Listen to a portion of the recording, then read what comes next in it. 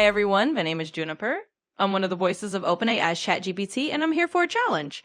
Basically, Ricardo challenged me to interview him using his profile information and what's publicly available about him online. So all the questions and follow-ups are generated by AI, and Ricardo will be answering them. Let's start with the first question. Why did you enter the world of project management? Was it a clear decision or something that just happened? My history with project management, I think it was not planned. Despite that, since I was very young, I was fascinated about transforming ideas into reality. So most of the time I spent time building toys and not playing with the toys. So the fun part for me was to build the games and to build the toys, but not necessarily to play with them. And when project management happened in my life, it was like that, because I saw an opportunity. I was a teacher of Microsoft Excel, Microsoft Word at that time. And when Microsoft released the Microsoft project, I was a student of chemical engineering, and they needed someone to teach people how to use, this concept of Gantt chart and this. So I studied and I started teaching a Microsoft project. Then I realized the whole discipline behind that. And then everything changed, but it was not planned at all. Ricardo, looking back, what would you say are the three most defining moments in your professional career? It's hard to say defining moments, because I truly believe that when you're building a career, it's not like you build a wall at once. You build it brick by brick. And there is no way to say, oh, that brick is the most relevant, okay? It's the whole. But if I could say the most defining moments, professionally speaking, was the moment I joined at ANC to become a partner and to become an entrepreneur and to plan and deliver my own projects. The moment I went to the United Nations, that was an absolutely landmark in my professional life. And the moment I left the UN, because it was, again, another turning point on moving back and having this. But these would be, but I don't want to see like that. I see for me like thousands of tiny bricks that together build who I am today. So it's great to see there's no specific point, and I love your analogy of the bricks. But one thing that caught my attention is that you work with the United Nations, the private sector, startups, and NGOs. Which context challenged you the most? I think this is an easy answer. It's the UN, for sure. Because for the first time, I was, handling and delivering projects that affect directly people's life. It's not just if you build something and you delay and then you may create a loss of $1 million. Okay, I'm not saying this is not relevant, but when you delay and people die, it's very, very different from the impact. So the UN taught me how to use the techniques I learned in project management in a context that is much more challenging than everything I had thought before. Ricardo, of all the projects you have led or supported, which ones are the ones you are most proud of, and why? I can say two of them. The first one, on a very professional context, would be the project we developed in Haiti, to develop in Fort National and the houses and the homes after the earthquake. That was for me one of the most relevant, the feeling that what you do is magic, that you are using your empowerment, your knowledge to really make something great for society. So that one was because to rebuild Haiti after the earthquake, after the tragedy, a country that suffered so much and is still suffering a lot, it was really, for me, one of the most profound lessons I learned. And on the personal side, it's the What Matters project. It's the recording I did after the COVID not after, but during the COVID, that I did as a gift to my daughters. And, I will never forget that, because that one was the representation of the things I believe most. And when I released that project on YouTube, it was really something that is still today, I feel emotional when I see that. In your professional career, you've written 17 books, including the most recent one, All About My Max, that just came out a few weeks ago.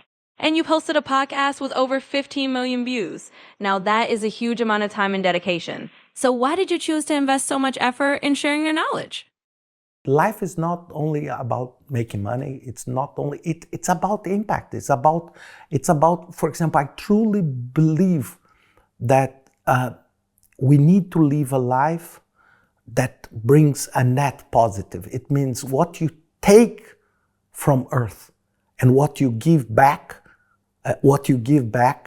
creates, I would say, an asset to the society, because they are just, I remember Adam Grant saying, the suckers that just go and suck everything they can for themselves. It doesn't make sense. So for me, of course, life gave me an amazing life, an amazing family, an amazing life, a professional success and everything.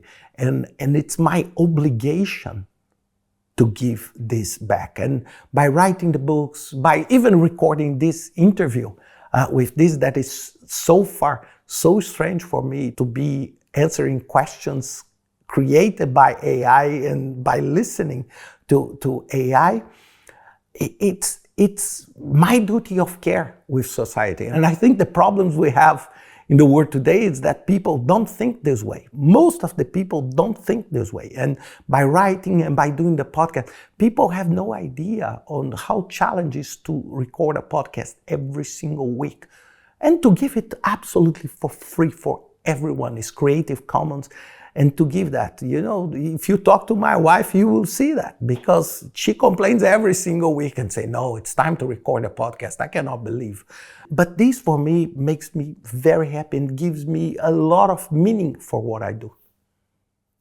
Ricardo, you're in the project management field for the past 30 years, and this is a lot of time. And of course, project management has changed dramatically.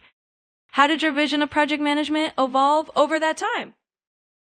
My vision about project management, it changed so much, because when I started, I was in love with this method of putting things together. You do this, then you do that, then you do this.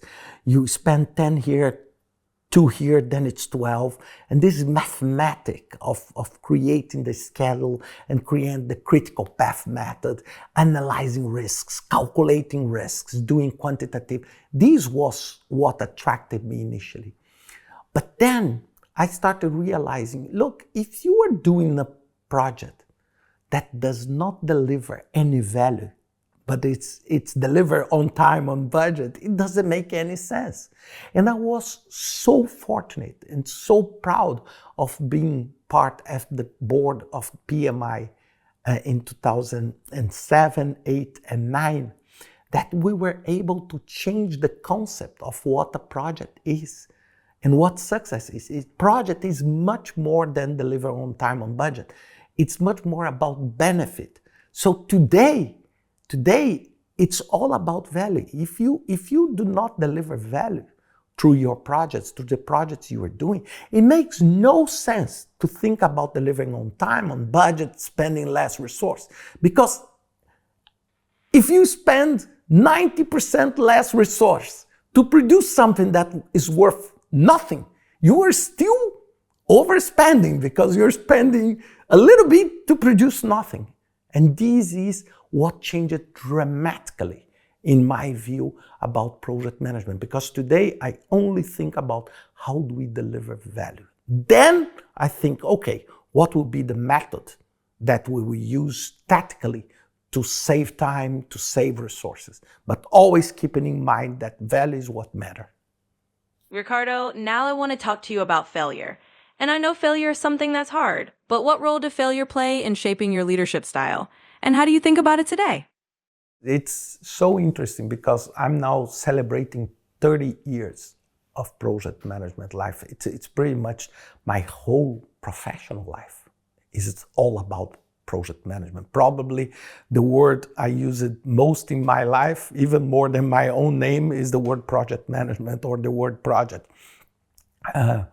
But we need to be humble because we always talk about things we did well, projects we delivered successful, but I did many, many mistakes. I did many, many mistakes.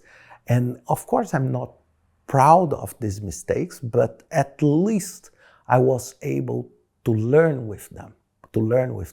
And one of the mistakes I did, it's, for example, during my time at the UN, and I will never, ever forgive myself for doing that because I was so paranoid on helping the people in the field, people in need, that I thought that my own team, the people around me, were worth less than these people. You know, so many times I was very, very tough in a way, not in a nice way, but tough in a, I would say, not so nice way with many of them. And I made them suffer for that. And you know, of course, they also have families, they also suffer, they also have their problems. Maybe they are not in Somalia, they are not in South Sudan, but they are human beings that respect my dignity and respect. And I was not able to do that because of this absolutely deterministic mindset of getting the job done. You know, for example, if we need to build something, I don't care. We just go and build. And I made a lot of people suffer doing that. And I regret, and I hope that they forgive me. And why I'm so open to say this, because after all this journey, you know, you need to recognize and you need to share your mistakes too, because then other people on the same journey can say, oh, maybe it's better not to do that when I'm facing the same challenge. And I'm very proud. It took me many years to recognize that. And now I'm very proud of being able to share this with people, because people that see me on screen and see me, you know, talking about AI, they always think, you know, oh, everything is like magic for Ricardo, is like perfect for Ricardo. It's not. There is a lot of bumpy roads we take, but people only see most of the time the results. It takes a lot. Even now, for example, when we are recording this interview here, it's 11 o'clock here in Lisbon. So it's 11 o'clock after a full day of work. We are recording. So, you know, it's not when people look us smiling and happy like that, people don't see the other side. And I think failure plays this major role on that. I hope people can learn from mistakes of others. And this is why we read about history, because it's great that we have the opportunity, because it's much cheaper. I'm not saying cheaper in terms of money. It's much cheaper that someone in the past, you know, put the fingers in the AC outlet, the energy outlet, and got a shock and told you, look, maybe it's not good that you put your finger there, instead of every single person just putting the finger there just to test. So learn from the others. It's a fantastic way of learning. It's much cheaper than doing the mistakes to learn. Ricardo, now I have a very tough question. Have you ever thought about giving up? Yeah, honestly, I never thought about giving up. I never thought, because life is so magical that giving up is not an option, okay? So I know it's hard, and I learned it from my parents, and I learned it from my youth, that life is hard. Life is painful many times, but giving up is not an option. You know, giving up is not an option. We need to fight, and we need to fight the good fight, not the bad fight. We need to fight. And when we get there, it's so magic. You know, it's so magic when you suffer to deliver the project, when things go wrong and when you try to fix and things go wrong and you try to fix and risks arise and you try, and finally you get there. It's magic. You know, it's magic. It's like winning a tough game and not winning an easy game. Winning an easy game it's not nice. What is nice is when you win a tough opponent. It means when you deliver a project that is a challenge. And this is magic. So this is why give up was never even close to my thoughts at any time. It's hard, it's painful, it's depressive, okay? It's depressive. But give up is not an option. One thing I saw about you were some podcast episodes and some thoughts about the imposter syndrome. How did you handle the imposter syndrome or moments of doubt, especially early on? And the reason I'm asking this is because I'm sure a lot of people listening are in the early stages of their career. And it matters a lot because imposter syndrome can truly block people from showing their full potential. Look, this is also for me a fallacy. I feel the imposter syndrome even today. Yes, it's not just at the beginning.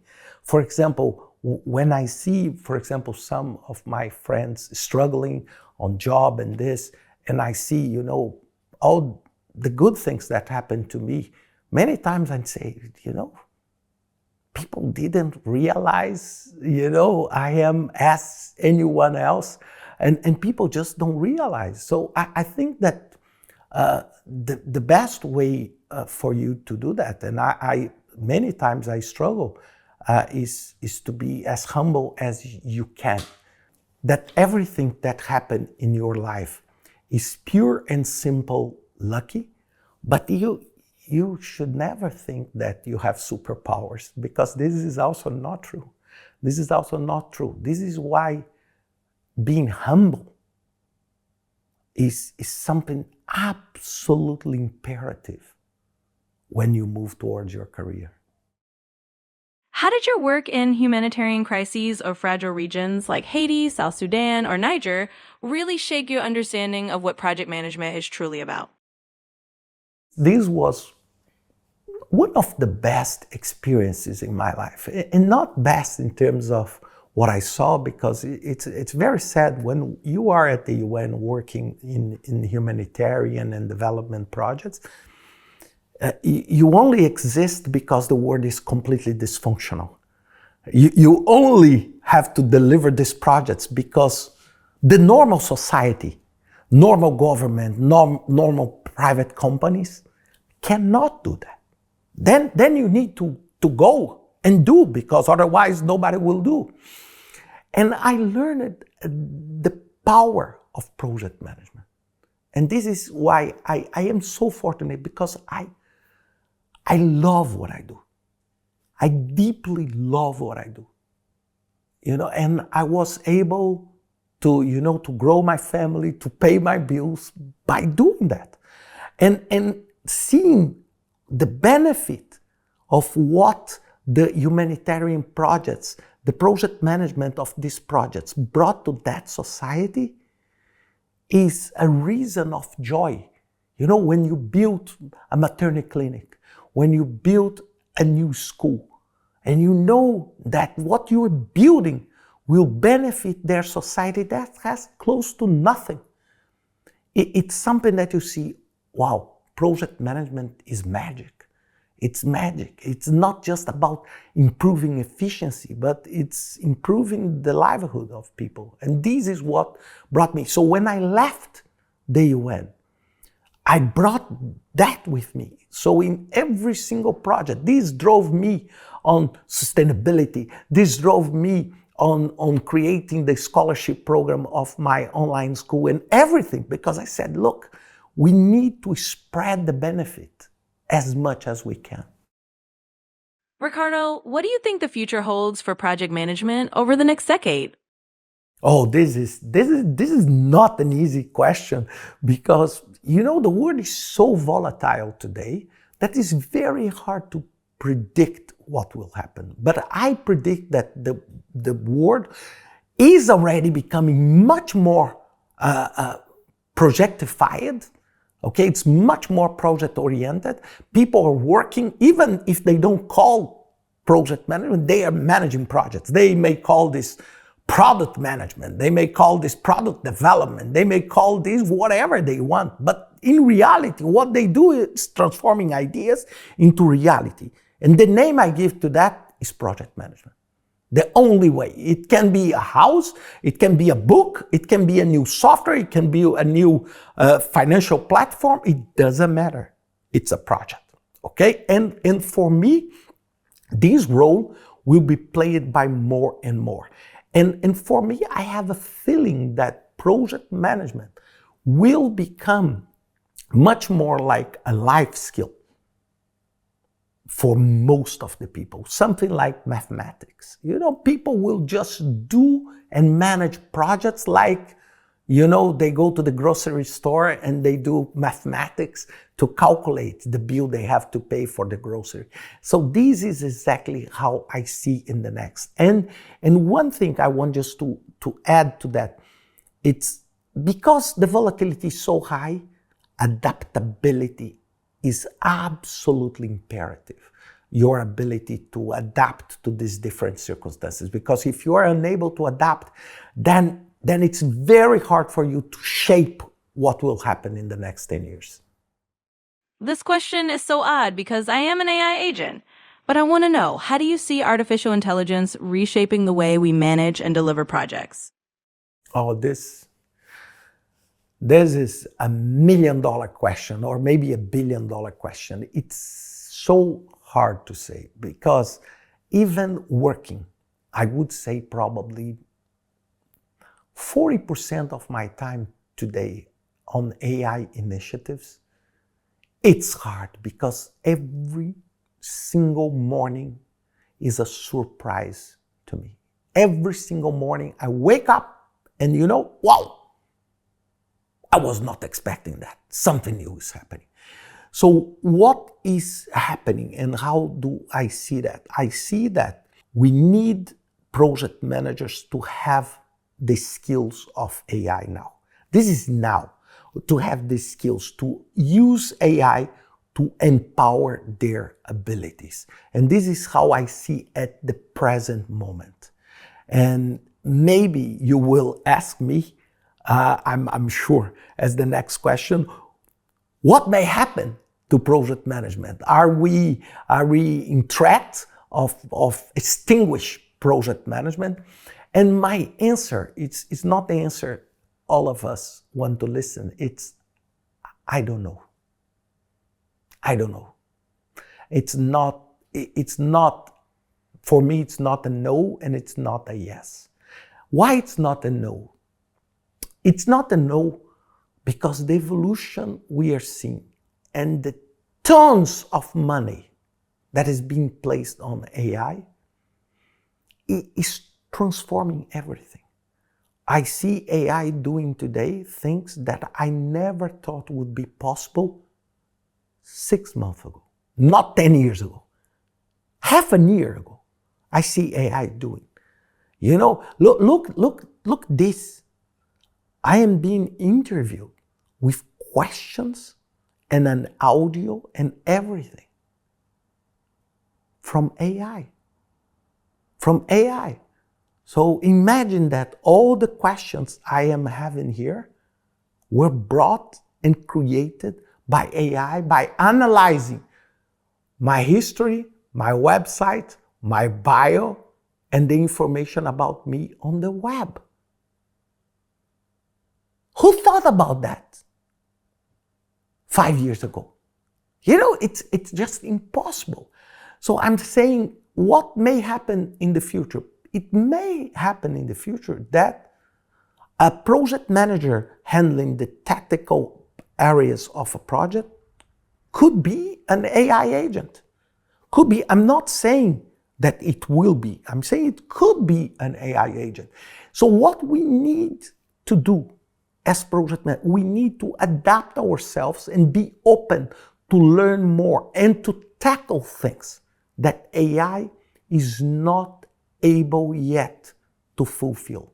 For example, these human skills, the soft skills, even with all the advancements of AI, there is still a road to go on that. So that is a sweet spot we can tackle now. And if we know very well AI and combine these with these human skills, then we become much more powerful to thrive in this new economy. With all this evolving landscape, AI, volatility, and different ways of managing projects, tell me, which skills do you think future project leaders should develop to truly lead and thrive in this environment? I would say, first, tech skills. Tech I include math, analytical, and software development, AI, robotics, quantum computer, these skills. And even if you work in the marketing department and working with marketing projects, you must develop this. And these are, I would say, like technical skills. On the other side, you must develop, and this is not like learning because it's much harder, the set of soft skills, the set of human skills, negotiations, conflict management, your ability to handle trouble, to handle crisis, to handle conflict situations, to manage people, to motivate people. Because with all of that, even with AI, people are in panic. So how do you motivate your team to do the job? So if you combine these abilities, then you can become extremely valuable for organizations or for your own business if you are leading your own business. Looking at you on the web, I saw you spent 4 years leading the Brightline Initiative, a PMI initiative together with the Boston Consulting Group, Agile Alliance, Bristol Myers Squibb, and several others, all focused on bridging the gap between strategy and execution. Now, do you think that after all these efforts, organizations are truly getting better at that? I think they are getting better, but they are not there. I think organizations are improving, organizations are we see, and I can see in 30 years how project management became more valuable. When I became PMP in, I think, 1999, it's almost 30 years ago, and I became a PMP. PMP was nothing. Nobody even know what project management is about. Now I see the generation of my daughters and the children of my friends, all in the early 20s. They all talk about project management. They all talk about, oh, I'm learning project management. I'm learning agile project management. You know, this was not the reality. I had a super hard time to explain to most of the people what I used to do for a living, because people didn't get. Oh, I work with project management. What do? You draw and design buildings? What is your job? This was, you know, it's like a magic. Even my mom did not know. If you were able to ask my mom or my dad what I used to do for a living, they were saying, oh, he's an engineer, he does projects. But they didn't know exactly. It was not like he's a doctor, he's a lawyer. So it's different. But now it's completely different. Now it's completely different. Now project management, for example, you see the PMP certification is one of the most well-known credentials in the market. Everybody knows. We're talking about millions of people with the credentials. So it's a massive value that we see today. This is a big, big shift in one generation. And I'm so proud of being part of that. Ricardo, now let's talk about sustainability. I noticed that your PhD is related to sustainability and that you co-authored a Harvard Business Review article on sustainability and AI. So I would like to know, what is your view on sustainability and its role in the future of projects? Look, after working at the UN and having this experience, I think that sustainability is absolutely key on projects. Projects are not just financial endeavors. They are financial, they are social, and they are environmental endeavors. When you build an airport, you are not only spending $10 billion creating a new airport. You are impacting dramatically the livelihood of the whole society around. Imagine when you build an airport, all the towns around, you are shaping and changing completely the life of these people. You are changing completely the environment. Many times, the amount of waste you produce is bigger than many very large companies. So you need to care about sustainability. But it's not care about sustainability just on paper. Sustainability, ESG, is not a marketing tool. It's not. It's a responsibility tool. And you need to embed this in the scope of your project, in the work of your project. It's not like an appendix just to look nice. It's something that you really need to build as part of your project. And I'm so proud that my PhD is exactly on that. And I'm proud because this was one of the top things I learned also at the UN. You know, it doesn't matter for me to build a bridge that connects nothing to nowhere. That connects nothing to nowhere. So I need to build things that will last and that will develop, because I don't care about building that bridge. I care about connecting the people from the two sides of that bridge. This is what really matters. And if we forget that, we will not deliver the value we want. And this is why sustainability is so important. Ricardo, I noticed in my search that you don't talk or share too much about your family on social media or in your profile, but we all know that they play a key role in your journey. So what is the meaning of the love and support of your family and bringing you to where you are today after these 30 years? Oh, that's a great question. For me, family is everything. You know, family, I would never reach what I reached without the support of my wife and my daughters. Never, ever. You know, and I think that family is the foundation of everything. And it's, for example, my wife is my best friend, is everything for me. And you know, if I'm delivering this interview now, it's because of her. You know, it's because if I'm alive here, it's because of her, because she was the one that detected my brain tumor 20-something years ago. And family is everything. And if you are not well in your inside, it's very, very hard to be well on the outside. Very hard, close to impossible. Ricardo, if this were the last professional message you shared with the world, what would you say to everybody? I think the best final message I would say is that success is great when things go well, but don't believe it's an easy path. What I see today with younger generations is that they want to receive the rewards, but they don't want to work hard for that reward. They want to find shortcuts in everything. You know, they want to stay 3 years as a junior team member, and in 3 years they want to be the program director of a nuclear power plant. This will not happen. And if this happens, something very wrong will happen with that, because it's hard.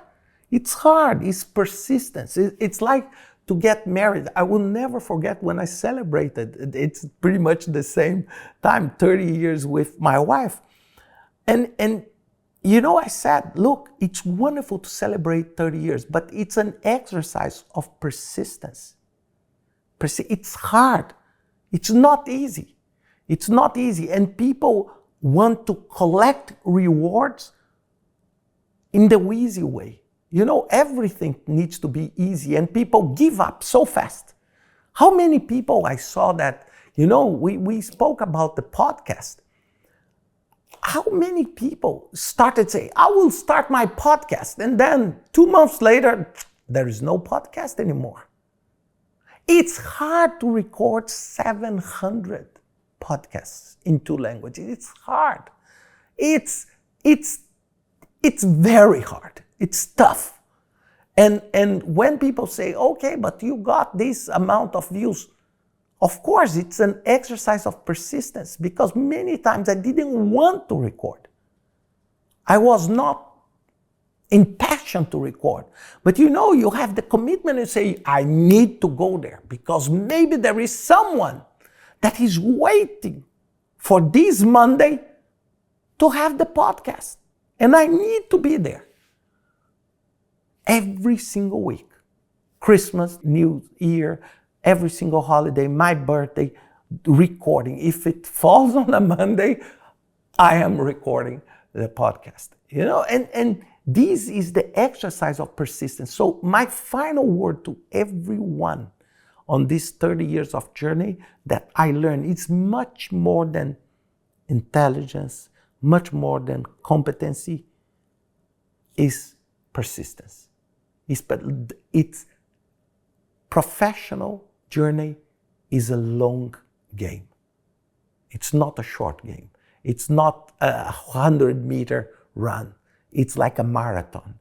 So if you run like a 100-meter run, you will not be able to succeed in a marathon. You need to calculate that the game is much longer than you think. Ricardo, this is the end of the questions I have planned for you. It was a pleasure to interview you and to get these insights. I hope that people listening find it really insightful, and I want to thank you for programming me and sharing your background so I could generate these questions. I wish you all the best in the future, and thanks for having me. Thank you very much. I never thought in 30 years that I would be interviewing and answering questions from AI, but it's a pleasure to do that. And as the year starts, I think this is a message and a positive message for those who are coming, even, for example, my passion, the young project managers, because I'm not the future. You that is listening to this interview, you are the future and not me. And I hope that you can make the mistakes and the great things I did as a reference for you in your own journey. Thank you very much for that.